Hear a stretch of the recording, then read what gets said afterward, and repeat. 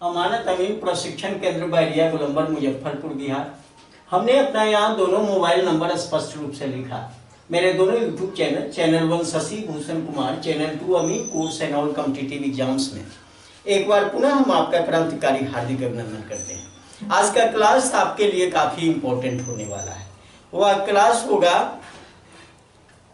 ये लगातार अभी जो आपके सेवा में हम क्लास प्रस्तुत कर रहे हैं वह है अनुच्छेद से रिलेटेड, कुछ नियम कानून से रिलेटेड, कुछ धाराओं से रिलेटेड, कुछ पैरा से रिलेटेड, भू अभिलेख नियमावली के तहत कौन कौन सी बातें कही गई है इससे संबंधित।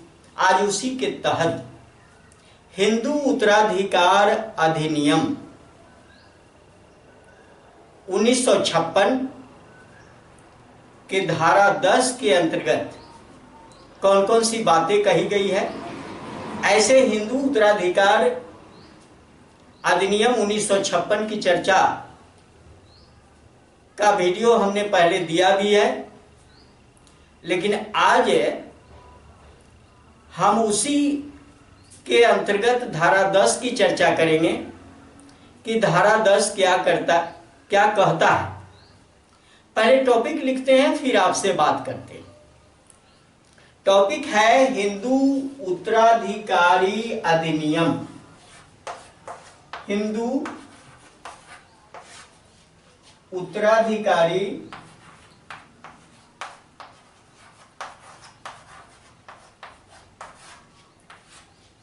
उत्तराधिकारी अधिनियम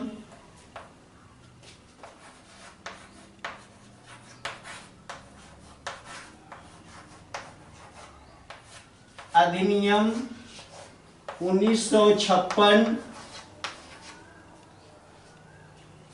धारा 10 क्या है जो हमने सवाल यहां पर रखा।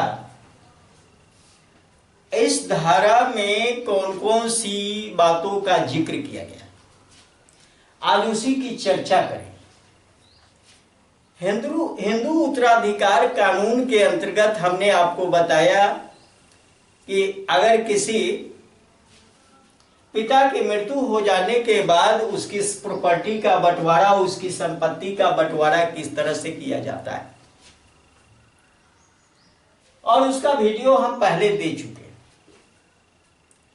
अब लीगल तौर तरीके से ये धारा है, इस धारा में क्या कही गई है, किन किन बातों का वर्णन किया गया है, आज उसकी चर्चा होगी।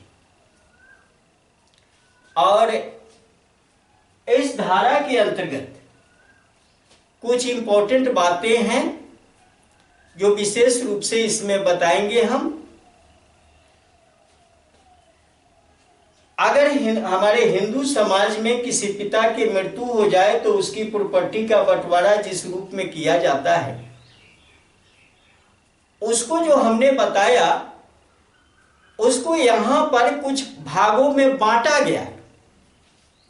वह 2-3 पार्ट में बांटा गया है कि उस संपत्ति को कैसे बांटा जाए और किसका शेयर क्या होगा। बहुत सारे इस नियम में संशोधन किए गए, बार बार इसमें परिवर्तन किया गया, और उस परिवर्तन को भी हम लोगों ने देखा। पहले तो लड़कियों का अधिकार, महिलाओं का अधिकार नहीं था, अब सबको अधिकार मिल गया। तो धारा 10 में आपको यह जानना है कि कुछ रिश्तेदार होते। अब रिश्तेदार में प्रथम श्रेणी है, द्वितीय श्रेणी है, 3 पार्ट में बांटे गए। आज प्रथम श्रेणी के जो वारिस होंगे उस वारिस की चर्चा करेंगे, और इस धारा में हिंदू उत्तराधिकारी अधिनियम के प्रथम श्रेणी के वारिस की चर्चा की गई, और उन वारिसों को क्या हिस्सा मिलेगा मैं उस पर डिटेल्स से बात करूंगा। अगर किसी पिता की मृत्यु हो जाए तो प्रथम श्रेणी के वारिस को ही उनकी प्रॉपर्टी का शेयर जाएगा, उनकी प्रॉपर्टी के हकदार होंगे, उनके वारिस वही बनेंगे। तो प्रथम श्रेणी के वारिस, प्रथम श्रेणी के वारिस, वारिस कहिए, उत्तराधिकारी कहिए, की चर्चा या प्रथम श्रेणी के वारिस का विवरण।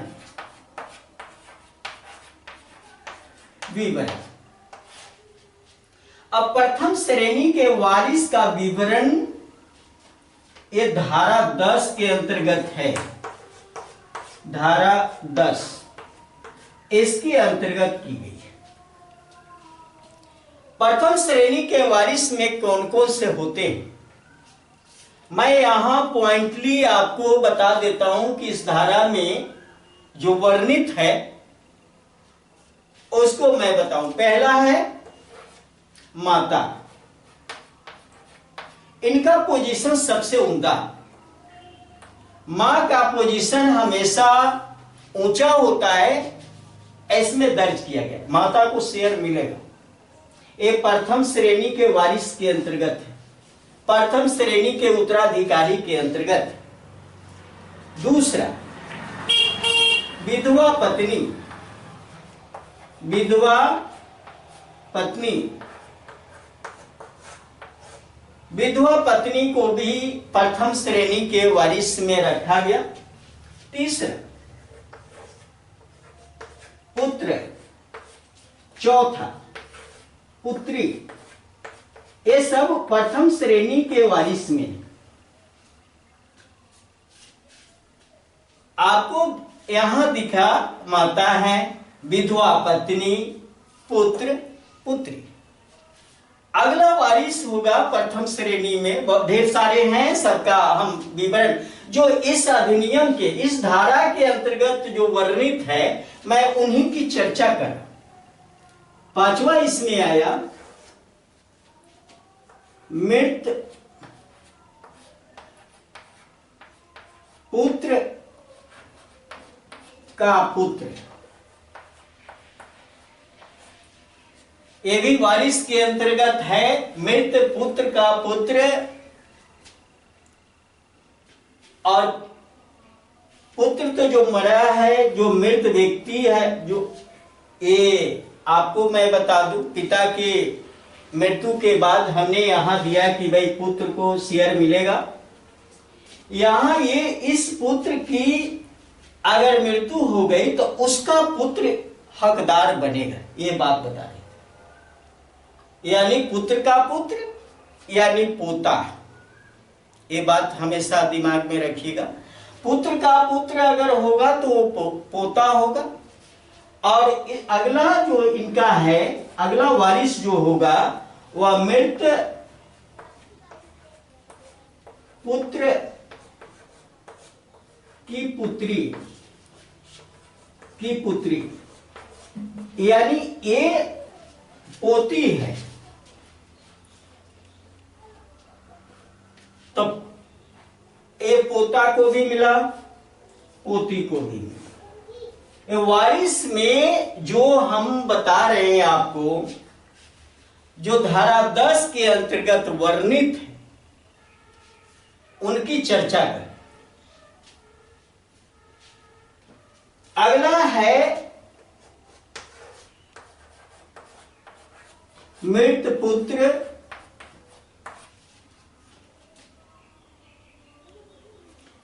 की विधवा। अब यहां पर बहू हो गई,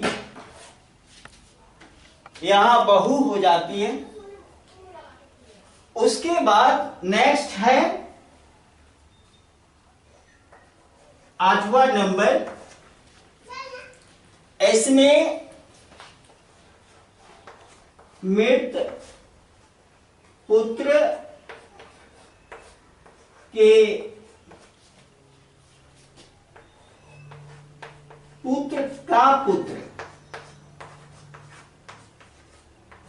ये भी वारिस के अंतर्गत है। यानी यहां तो पोता हो रहे थे, यहां पर पोता हो जाएंगे। और नेक्स्ट है 9वां, मृत पुत्र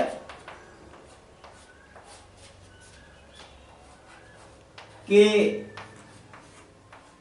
पुत्र की पुत्री, ये परपोती हो गई, इनको भी शेयर जाएगा। ये सब धारा 10 के अंतर्गत वर्णित है। हिंदू उत्तराधिकार अधिनियम 1956 में जिन जिन बातों का जिक्र है, इस पर पूरा डिटेल्स हम आपको ज्ञान देंगे। एक वीडियो 2 वीडियो से काम चलने वाला नहीं है, ढेर सारा वीडियो बनेगा।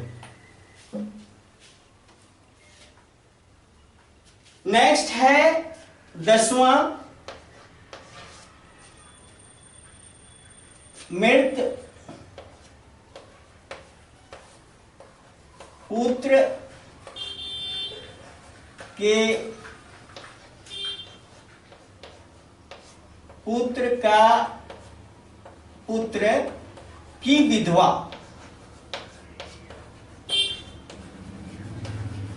की विधवा। यहां भी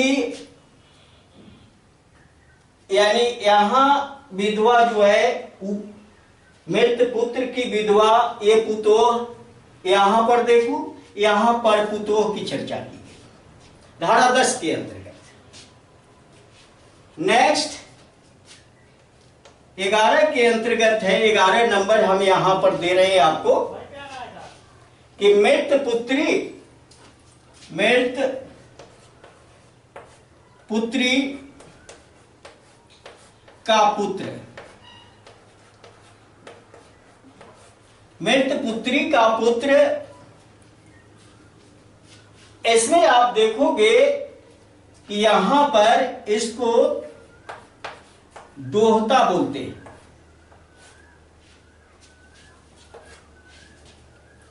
यानी मृत पुत्री का पुत्र, यानी नाती। अगला नंबर इसका है मृत पुत्री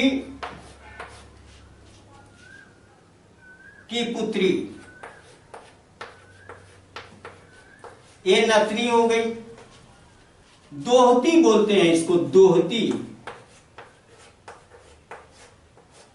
दोहती।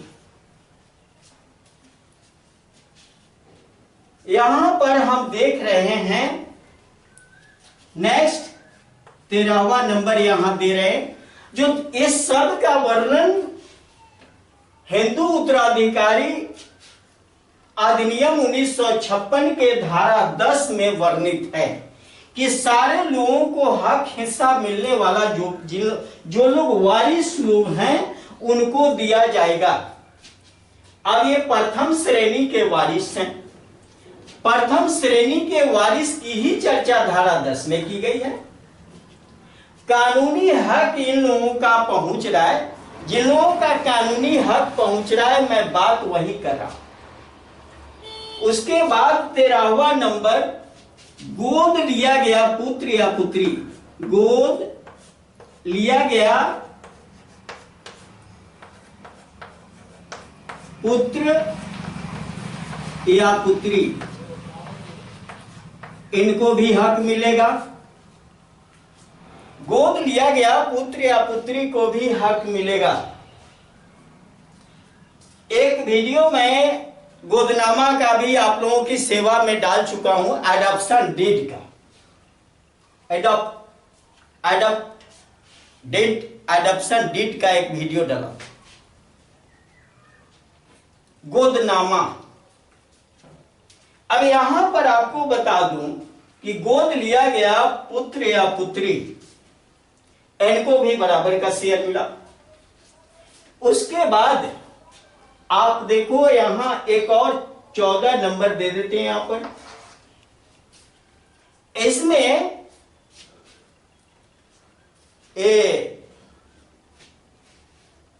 जो मृत्यु के पूर्व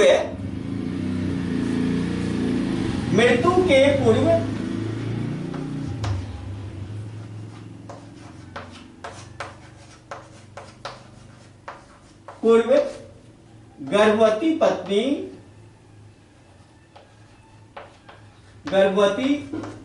पत्नी का बाद में जन्मा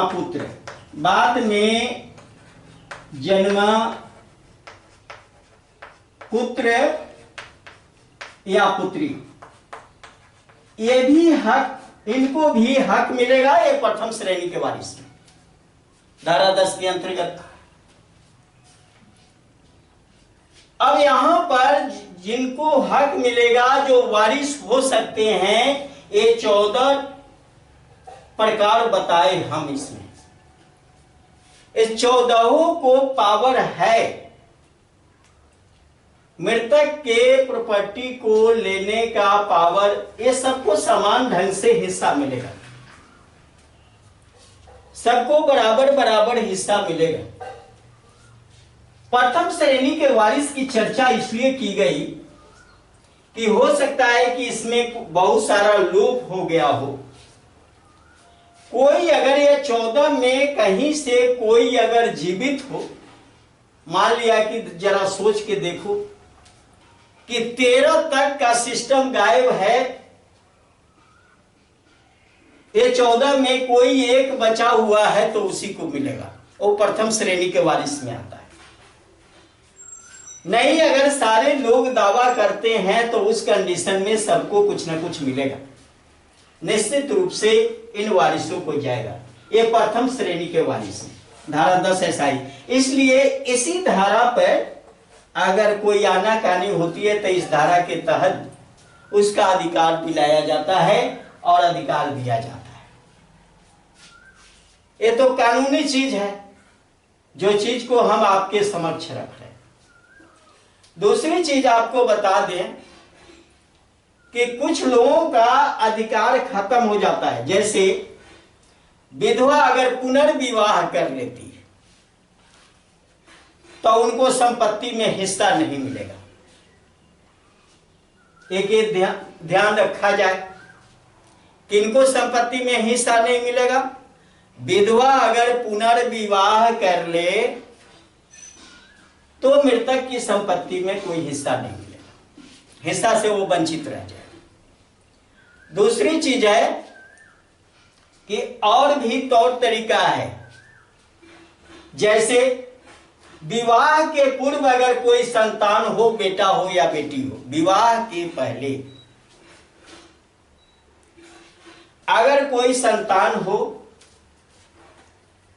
उसको मैत्रेयी पुत्र और पुत्री के नाम से जानते हैं, उनको भी हिस्सा नहीं मिलेगा। ये सारी चीजें, लेकिन एक बात मैं यहां स्मरण दिला देना चाहता हूं कि ये बातें जो बताई गई ये पत्नी के संबंध में बताई गई। पत्नी के संबंध में हमने बताया कि मैत्रेयी पुत्र या पुत्री हो, मैत्रेयी पुत्र पुत्री की चर्चा कर दी कि विवाह के पहले जन्मा हुआ पुत्र या पुत्री, मैत्रेयी पुत्र पुत्री उसी का नाम होता है, उनको हिस्सा नहीं मिलेगा, वो वारिस से वंचित हो जाए। लेकिन एक इंपॉर्टेंट बात धारा 10 के अंतर्गत कही गई कि अगर मां विधवा है और पुनर्विवाह कर लेती है मां, तो उनके शेयर पर कोई बाधा नहीं पहुंचेगा, उनको हिस्सा मिलेगा। यानी कहने का मतलब कि धारा 10 में मां की प्राथमिकता दी गई है प्रथम श्रेणी के वारिस में। विधवा मां को भी हिस्सा मिलेगा और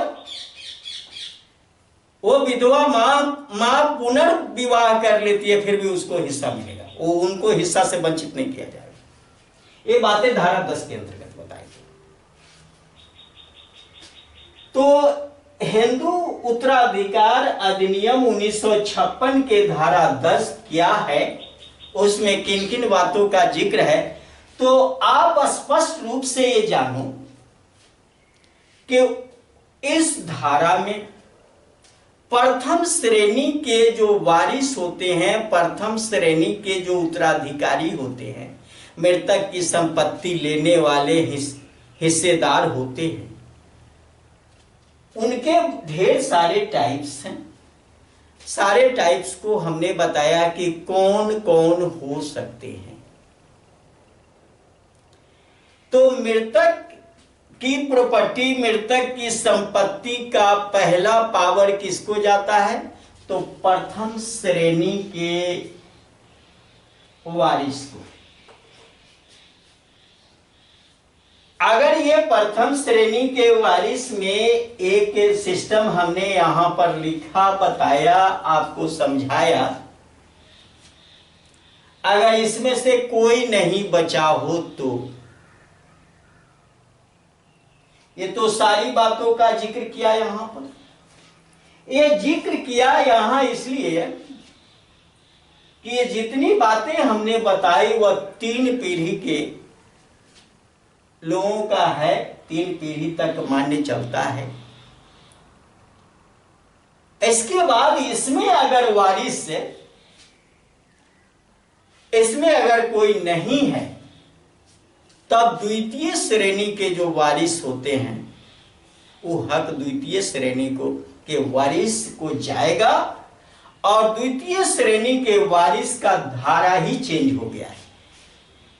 अब इसमें हो सकता है कि इस धारा को हम फिर अगर दूसरा धारा में अगर ये ले जाए, इस धारा के अंतर्गत बातें, फिर अगला धारा हम ले लें तो ये वीडियो लेंदी हो जाए, फिर आपको समझ में दिक्कत हो जाए।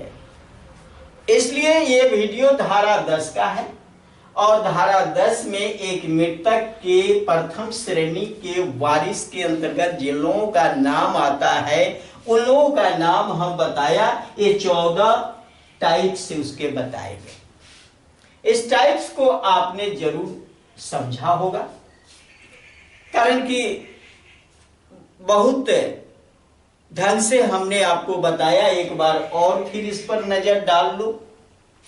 हमने कहा कि धारा 10 के अंतर्गत क्या वर्णित है, तो प्रथम श्रेणी के वारिस का वर्णन किया हुआ। अगर एक लाइन में जवाब देना है, कंपटीशन देने वाले छात्र हो और इससे रिलेटेड कंपटीशन दे रहे हो, तो उस कंडीशन में अगर आपसे पूछा कि हिंदू उत्तराधिकार अधिनियम 1956 के धारा 10 में क्या वर्णित है, तो आप निश्चित रूप से लिखो प्रथम श्रेणी के वारिस का वर्णन किया हो।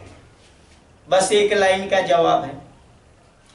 अब दूसरा सवाल है कि अब इसी को, इस आंसर को पुनः हम सवाल की ओर ले जाएं। प्रथम श्रेणी के वारिस का जिक्र हिंदू उत्तराधिकार अधिनियम के किस धारा में की गई है, तो आंसर लिखोगे धारा 10।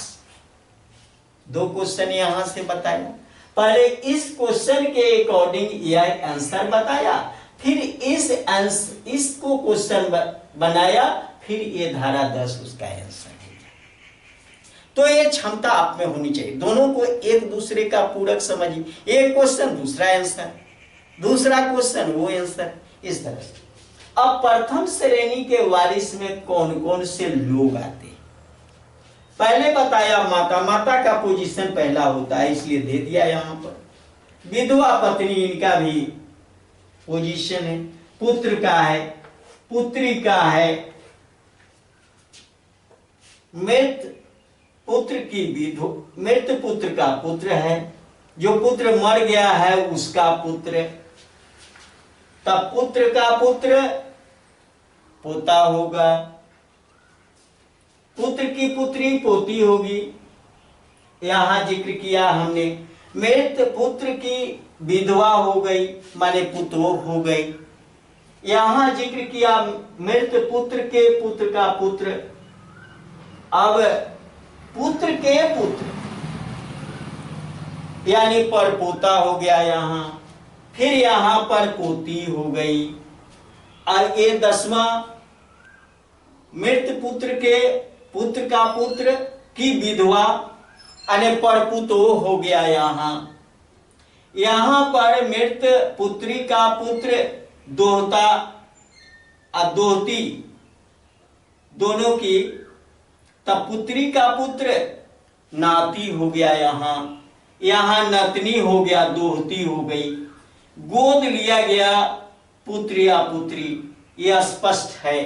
यहां जिस समय मृतक जीवित था उसी समय पत्नी गर्भवती थी और बाद में बच्चे को जन्म देती है, वो पुत्र हो या पुत्री हो, इसको भी बराबर का हक मिलेगा।